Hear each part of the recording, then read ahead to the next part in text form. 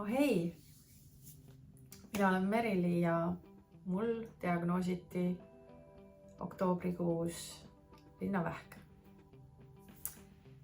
Ja see video on nüüd siis siin see algus minu teekonnale, kus ma dokumenteerin kõike seda raviteekonda ja kõike, mis sellega kaasneb. Ja ma loodan, et sa oled minuga sellel teekonnal ja ma loodan, et see kõik, mida ma siin praegu tegema hakkan ja dokumenteerima hakkan, et see inspireerib kedagi või annab jõudu või jaksu juurde, kui sa oled siis vähiga võitleja või mis iganes sinu elus ka ei toimu. Praeguseks olen mina juba saanud keemiaravi kokku 2 kuuri. Minu raviskeem koosneb siis 8 kuurist ja iga kuur täitub iga 3 nädala tagant. Nii et pikk tee on veel minna. Ja peale keemiat tuleb operatsioon, kus mul rinde eemaldatakse. Ja peale seda siis saan sellist kohapõhist kiiritust ka veel lisaks. Ja seda kõike ikka selleks, et saada terveks ja veel elus palju asju korda saata. Nii et minu teekond tegelikult hakkas kuni siis selle hetkeni, kui ma sain oktoobris diagnoosi. Tegelikult hakkas juba juulikuus. Ja esmane diagnoos tegelikult juulist alates oli abtsess. Abtsess on siis üsna selline normaalne asi, mis võib tekkida imetavatel emadel näiteks. Et ongi selline põletikuline kolle, mis on täidetud vedelikuga.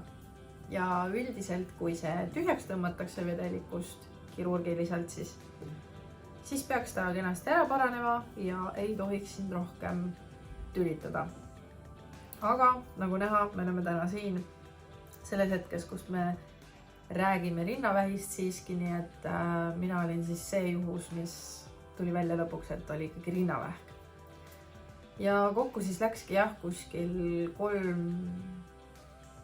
kuud selleks, et ma sain siis lõpuks selle diagnoosi ja ravi siis sai alata.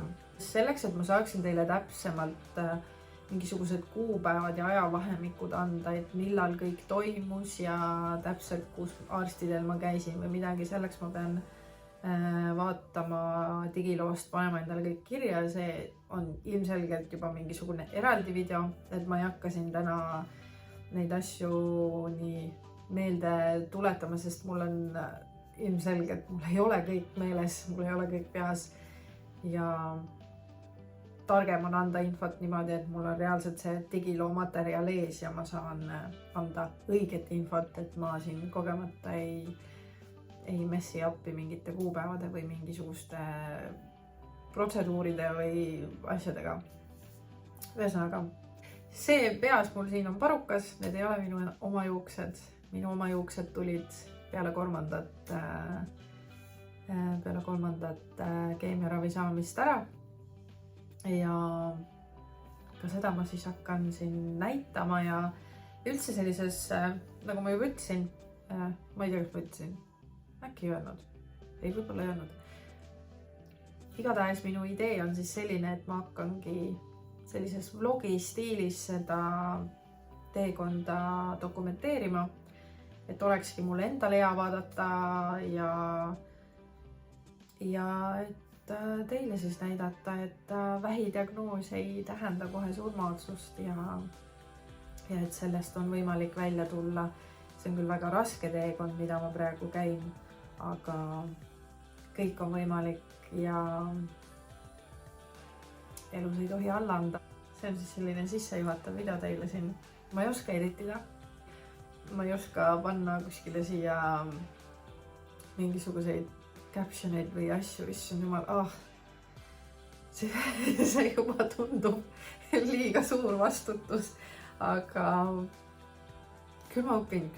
Ma loodan, et te saate aru, et keegi ei pahanda, eks ma siis vaatan siin samm-sammu haaval, et kuidas see asi üldse minema hakkab, et ilmselt esimesed videod võib-olla ongi sellised et kus ma selgitan seda, mis siis on toimunud, kuidas see diagnoos tuli ja siis pluss siis see, mis siin see 2 kuuri nüüd toimunud on olnud, sest et selle kohta mul ei ole ju mingit videomaterjali või mingit dokumenteeritud asja, kui siis ainult Instagramis, kus ma olen natukene rohkem siis storytanud ja näidanud siis seda teekonda, et seal on ka tegelikult alates juulist juba mingisuguseid asju, nii et kui teid see huvitab, siis minu Instagram, kui ma oskan, siis ma panen kuskile siia ekraanile, kui ma ei oska, siis see on description baaris.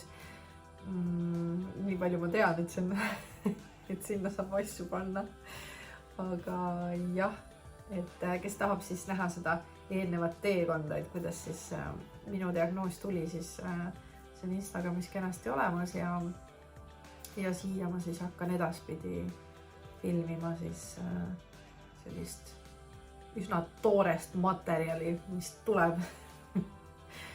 Sest et ma ei oska seda asja hästi ja ma loodan, et ma harjun ka kaamera ees olemisega rohkem ära, et ma ei ole nii veider ja et ma ei ramble'i lihtsalt lambist siin.